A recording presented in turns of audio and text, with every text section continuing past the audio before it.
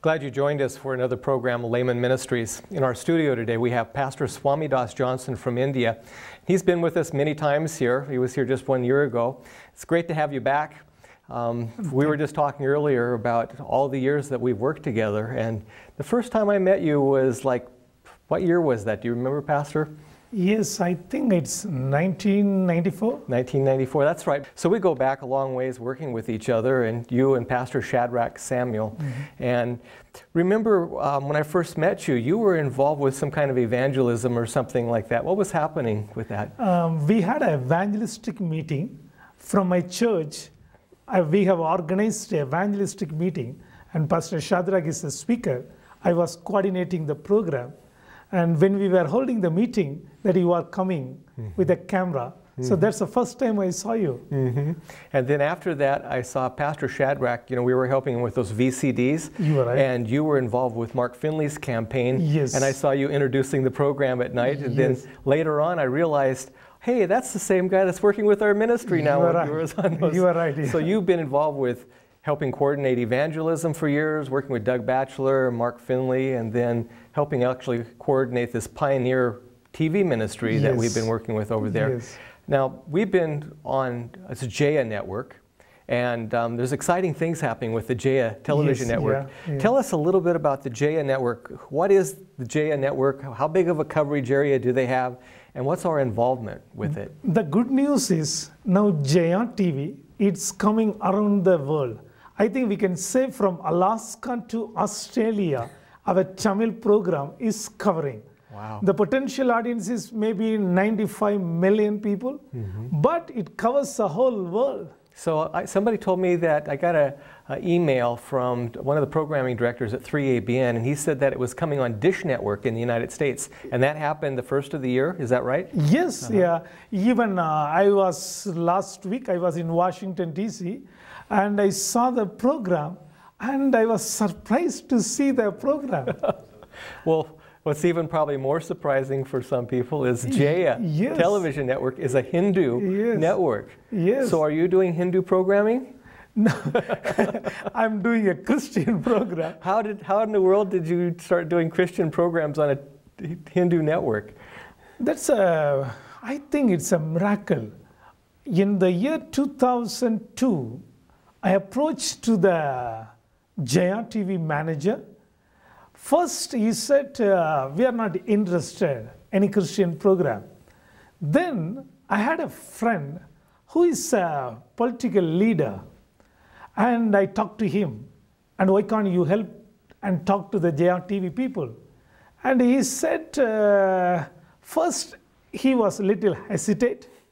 No, it is not possible, because I have to talk to the chief minister. That time, the Jaya TV owner was a chief minister of our country. I mean, the Jaya TV in India is like going to CBS or NBC in the United States. Yeah. So then I told you, don't worry, just you ask. Then he said, okay, I will try. He went and asked the management board.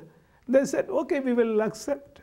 By God's grace, now we are almost 8 years we are in the channel. And that's a blessing, I believe. Wow, 8 years. Yes. And so we have this program. It's a Laymen Ministries Saving Hands program. And we have a really unique slot on that program. It's on Sabbath morning, right after one of the most popular Hindu devotional programs. Now, how have we been able to stay on this network for 8 years? I believe, number one, we have a good response. I think in television they call it a rating, right? You are right. So if you have a good rating, that's good for the network. Yes. That's pretty amazing, considering the fact that this is a Hindu network and this is a Christian program. Yes. And to think that we have a good rating, such a good rating that they kind of want to keep us on the network. Yeah. And for your information, Jaya TV is a free channel, and it's going around the world. So like other channels, they have to pay. But Jaya TV is a free channel. So then the second one, is a health program. We are incorporating the health program. That's a blessing, I think. And for high caste Hindu people, Yes. a lot of them are having health problems because of their diets and such. That can be, and plus a lot of Hindus, you know, are vegetarian, and they have some interest in the health area. So this is truly a way to be able to help them in their everyday living. Yes. Yeah. And the third one, we have a good relationship with the management. We are paying our fees very regularly. In the censor board, they will ask us to cut this and that, and immediately we will do some changes. So they are happy with us. The personal relationship is very good, so we are keeping. If some of our American viewers or viewers from Australia could see this program, first of all, I have to say it's totally Indian in its production. Yes. The singing is Indian, the women are wearing traditional Indian clothing, and it is designed for Indian people on an Indian network in an Indian language, a Tamil language. Yes. And so this program has had a big influence on a lot of people, and you have shared with me over the last 8 years some of the things that have happened, but you were just telling me just recently just another interesting story about somebody had contacted you because of watching one of your programs. Yes. There was a young boy, one morning, he called me, his name is Ranganathan. I just love those Indian names. Yeah. Now, what was his name again? Ranganathan. Okay. The name itself, he is a Hindu. And one fine morning, he called me after the program. And as he was talking, he was telling, he finished his education, 1 year, but he didn't get the job. Was he like in computer technology You or are IT right. work or something? You are Yeah. right. And because of the economic crisis, he couldn't get the good job. And his parents were giving pressure, you go and find a job. And every day he get up morning and he go to different office and colleges and school, get at least any job. But he was not able to find a job. So he was so depressed and he don't want to live in this world. When his dad see him, hey, why you are sitting in the home? Go search a job. Then one fine morning he saw a program, and I was talking that day. I was talking about the miracle. If you believe Jesus, he can change our life. Then he called me and he told me, sir, this is the first time I'm calling like this. And I never prayed with anybody, and this is the first time, and I don't know how to pray, but can you offer a prayer for me? Today I'm going for an interview. Today in my life is, I'm in a great crisis, whether life or death, I am in the middle. So he told me, then I said, don't worry, there is a God, and he will do miracle. Usually, whenever kind of teenagers or college age, maybe. Colleges, whenever they call me, I usually tell my experience. Because when I was young, I was mute. I was not able to speak. You were mute? Yeah, till when I was 7 years old. So you couldn't speak until you were 7 years old? You are right. Whoa, and now you're a preacher. Yes, I'm a preacher. Okay. So I usually share my testimony, how God intervened in my life and changed my life. So then they will have some kind of attention towards Jesus and prayer. Then I prayed with him and he said, sir, I'm going interview. I don't know what will happen. If I get job, I have a life. If I don't have job, it's a death. Then he said, you don't worry. And today that we are all going to pray for you. Because that day it was a kind of prayer day with all my Bible workers. Yeah, all the Laymen Ministry Bible workers spend a day together fasting and praying. Yeah. What, once a month, is it? Yeah, once a month. Sometimes we'll pray for twice a month. Depends upon the need. So I just want to ask our viewing audience, how long has it been since you got together with members of your church and had a prayer session that lasted from 10 in the morning till 3 in the afternoon? I mean, that's something that you don't see happen very often, and I really think that we would see a lot more unity in our churches, and we would see a lot more God working in a special way if we would spend more time in prayer together as a group. Then this boy I told him, you don't worry, you will get the job. Then You told him that? Don't worry, you're going to get a job? you are going to get the job. Sir, how you are telling? You don't worry, today you are going to get the job. Then he called me 4 o'clock. And because for me also it is a kind of a trial. Because if he get the job, whether he accept Jesus or not, but he will have a kind heart towards Christianity. It may lead to later days to accept Jesus. Lead him to the step to making a decision for Christ. Yes. So he called at 4 o'clock. What happened? 4 o'clock, then I asked him, what happened? He said, sir, I got the job. Thank you very much for your prayer. Wow. Then I said, okay, wherever you go. And also he told me I'm going to Dubai next week. The country of Dubai. Dubai. So he said, I'm going to Dubai next week, and my dad will be very happy when I tell him that I got the job. So that was a real miracle, and still once in a while he called me for prayer, and that's an encouraging one. So we mentioned on one of our interviews we had with you last year about the fact that when people call, we have a 24-hour prayer hotline that's connected with the ministry over there. Right. You have your wife, and you sometimes have different Bible workers, different workers that help with answering those prayers, talking with people. And sometimes they talk with you, directly with you. Yes. And then the Bible workers will oftentimes do follow-up with these prayer requests that come in, and they go out and they start working in different areas. Tell us a little bit about how the Bible workers work there, and how many Bible workers do we have right now? Now we have 18 Bible workers. I think last year we had 15, and now we're up to 18. Yes. Okay. And 4 volunteers. They work as like a part-time. They won't work full-time. They come only evening. And usually what we are doing is we are changing our strategy now and then. So what our Bible workers will do, they will make a friendship and form a group Bible study. Then I will send these volunteers for the evening or part-time volunteers.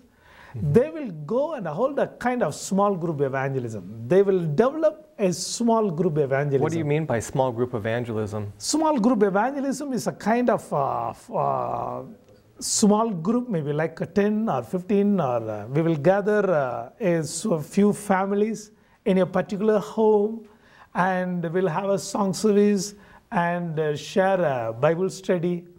And this small group, maybe from this family, they will we will ask, do you have any friends in your workplace or with your home? Then we will go to their workplace and organize a small group. So like that we are developing a small group evangelism. And so when they start their friendship ministry, are they going like targeting a certain area and just going door to door, knocking on people's doors, or? Yeah, they are going door to door. Our evangelism strategy is, the first month is forming a kind of friendship month. We will knock each door, every door, because we will select a town. After selecting a town, we will send all our Bible workers.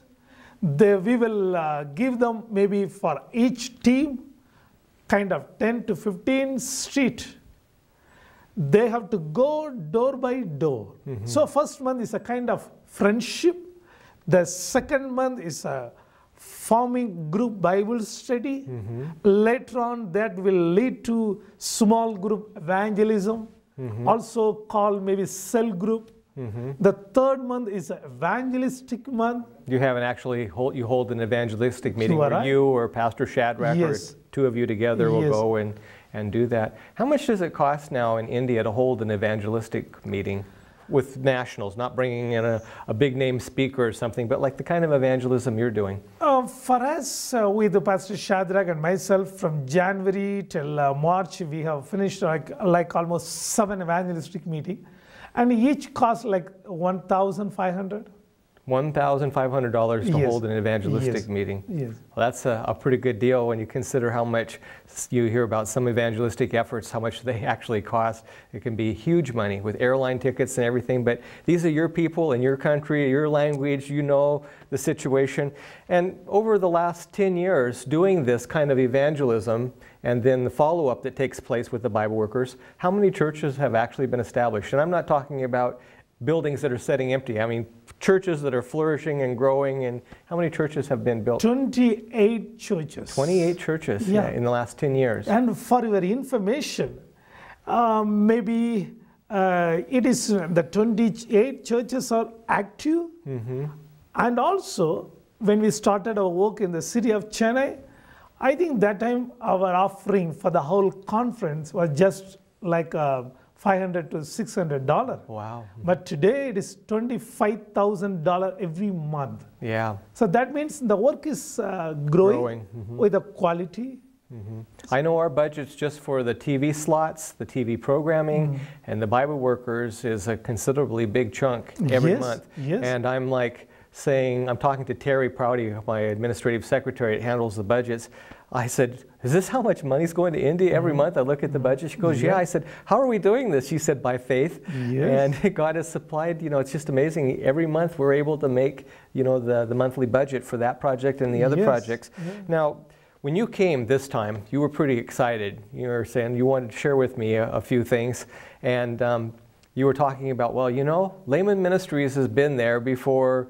Doug Batchelor held his big evangelistic series, and Mark Finley did his big evangelistic series. You said, way before all this big evangelistic efforts were actually happening, Laymen Ministries was there starting to work, and we were there a year before the first time I met you even there. But anyhow, you were saying that it's time for us to try to do something. And what was it that you were trying to share with me about? I thought this is a time the door is opening now. The government is good. They have good heart about Christianity. So I thought it's a time that we have to buy a property and have our own studio and own publishing press and a kind of a selling place. We have to like an office storefront. Yes, and we have to open a bookstore so that where people can come and buy their books, because we are the pioneers first who translated Ellen White books, The Desire of Ages, and The Great Controversy. Most of the books we have translated. We started in 1995.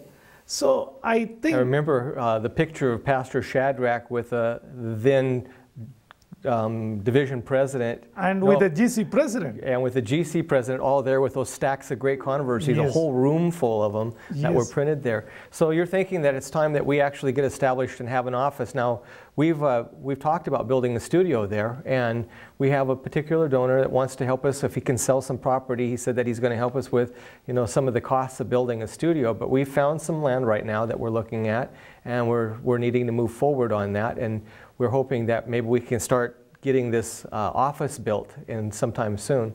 What benefits do you see by doing something like that? I feel India, when you compare the population, it is like almost like 1.3 billion people. And there are hundreds of languages, hundreds of races. And media evangelism is very important. So we are doing the secular channel. We are not in the Christian channel. We are in the secular channel. Secular channel mean... I understand a secular channel. This is not your typical Christian. We are on a Christian network over there too, Good News. But we are reaching people who are not church people. You are right. And the media is a very powerful tool for doing that. Media is a powerful tool. And also the door is opening. So if you laid a foundation right now, maybe after 2 years, we can plan one more studio in the northern India and the southern India. And I feel, and my aspiration is to have a prayer center in all the metro cities of India, and at least to have a studio in the southern India and northern India. to cover the whole India. Wow. So already we have a ministry in Nepal and northern India.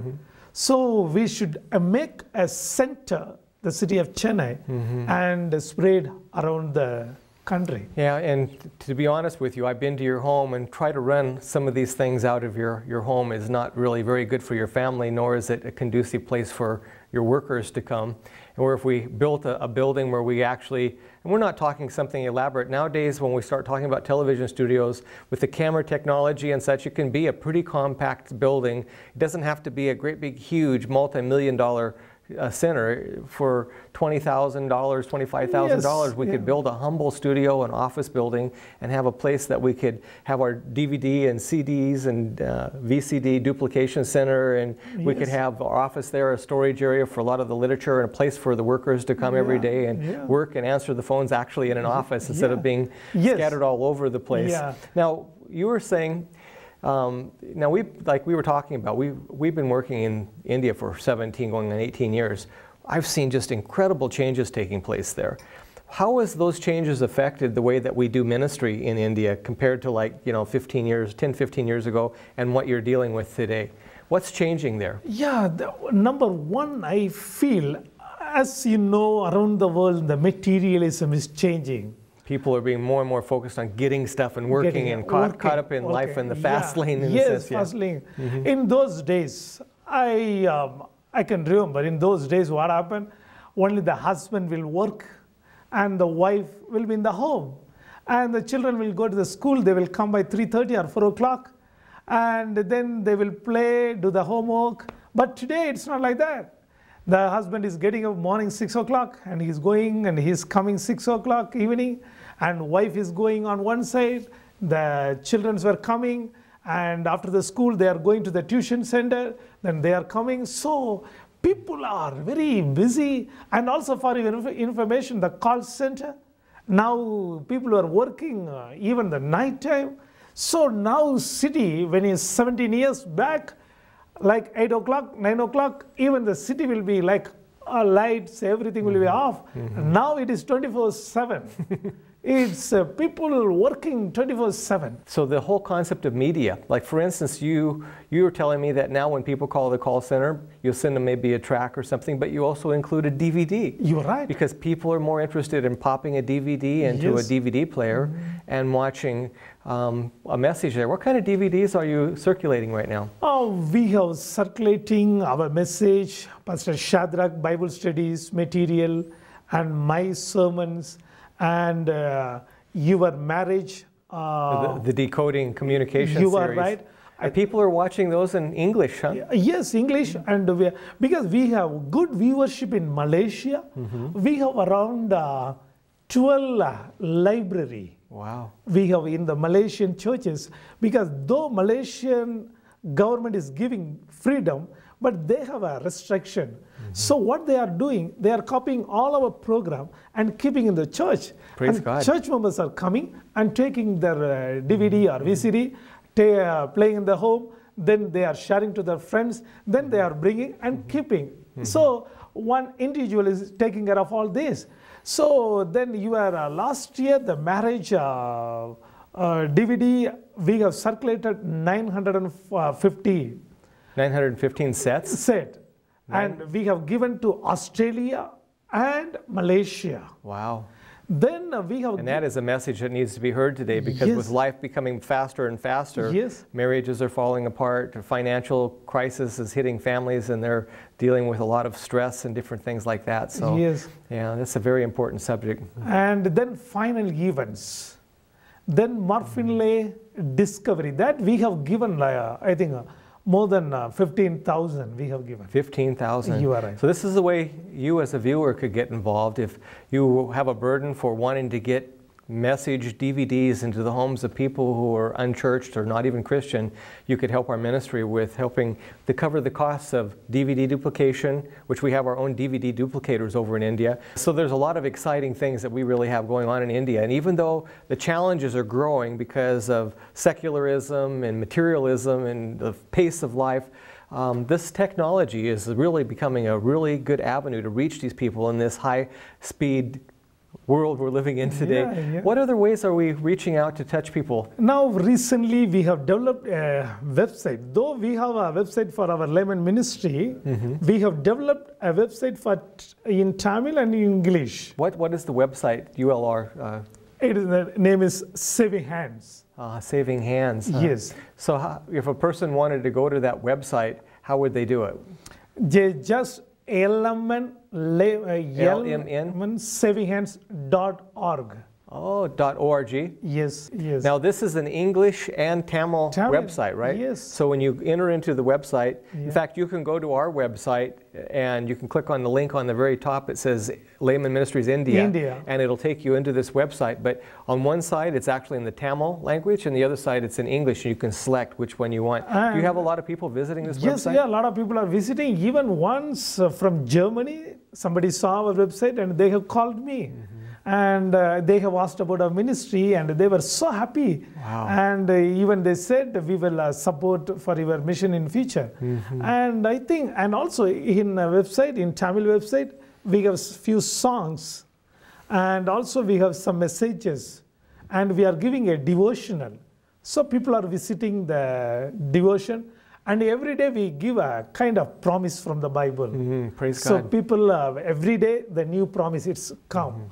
So it's a good way to reach the high-tech people, and it is a good one.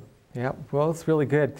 There's a lot of blessings taking place right now in India, and maybe you're watching this program and you're wondering how you maybe could help.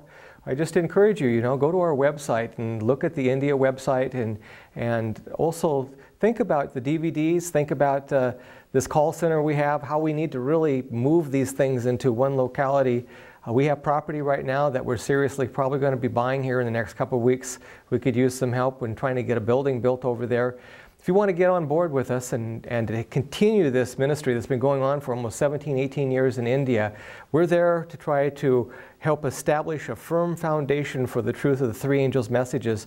We have a lot of exciting things happening in India right now, and if you'd like to get involved and help us in one way or another, think about the purchase of DVDs and the outreach of those DVDs, how we're going to be building a small, effective television studio there in our new office buildings. We have property already located that we're looking at and are probably going to be buying within the next couple of weeks. If you'd like to help, we could really use your help to be able to further this project. It's been going on for 16, 17, 18 years now in India, and we would just encourage you, to contact us at Laymen Ministries. That's 414 Zapata Road, St. Mary's, Idaho 83861, or you can contact us on our website.